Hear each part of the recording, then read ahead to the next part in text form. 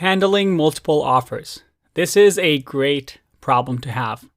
If you're able to get multiple offers, well, then you're definitely doing something right. This should be your goal.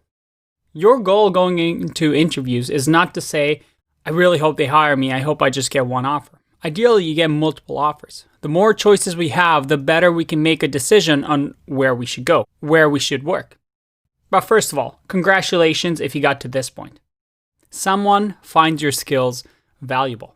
But what do you do if you have multiple offers? We know what to do when there's one offer, but what if you have two or more companies interested in you now? You first have to decide which company you want.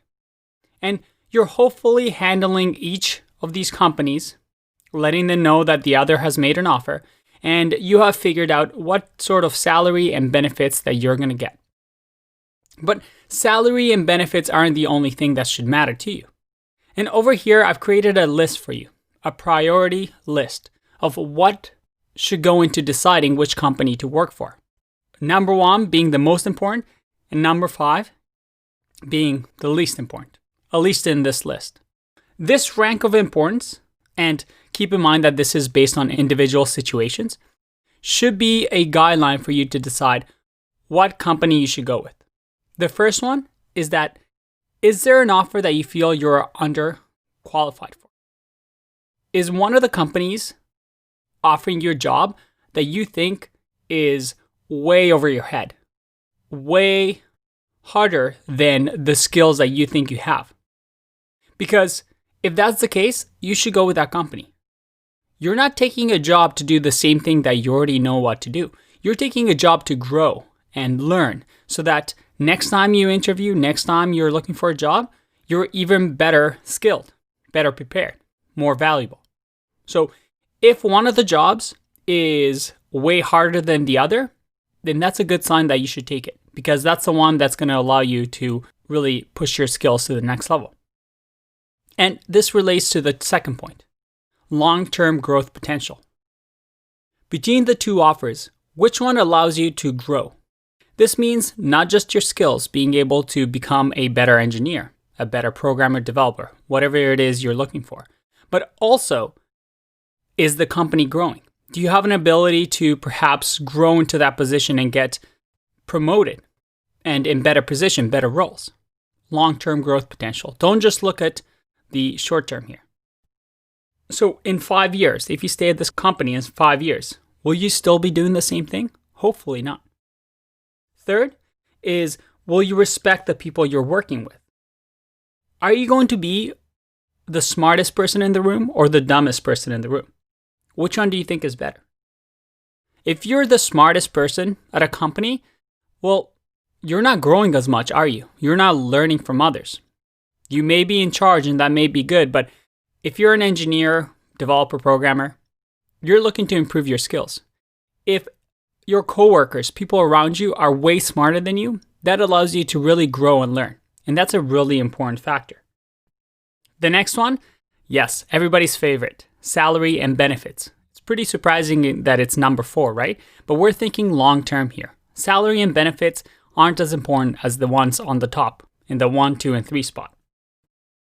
And most people put this first, but there's a classic psychological study where they present a cake to some young kids. And they say that you can have this cake now, or if you wait 10 minutes, you can get 2 pieces of cake instead of 1. And they studied immediate gratification versus long-term gratification. And I don't know how accurate the study is, but the point of the study was that the kids who waited for 2 pieces of cake, instead of just eating the cake right away and not waiting, the kids who waited were more successful long-term throughout their careers. The idea of delayed gratification, not looking at the immediate benefits, but looking at long-term benefits. Keep in mind that salary doesn't include just money. There's also moving expenses, bonuses, stock options, healthcare, and a whole lot of other packages. So your final decision when it comes to salary and benefits is to combine all of those. Finally, the 5th point is your decision based on desperation? You got to remind yourself, Are you doing this because you think you won't get any other offers like this? Because that's not good. You're most likely won't stay at this company for that long of a time, or at least not for your entire life. Most likely, you'll move on to another company in a few years and go through the interview process all over again. So make the decision with that in mind. Is this company worth it? Am I just accepting a job because I'm desperate and I think this is the only option am I going to get? Because if you're going to be in the same position 2 years from now, then that won't really help you, will it? The final decision when it comes to companies is to think about how this will look in the narrative of your life. Will this look good on my resume? If it does, then you should take that job. Don't take the job that's the most comfortable, the easiest, or you're confident that that's the easiest. Take the job that will push you and really stretch and grow you in your career. And at the end of the day, pick the option that will make you happy. If you don't enjoy something, you probably won't be giving it your all anyway.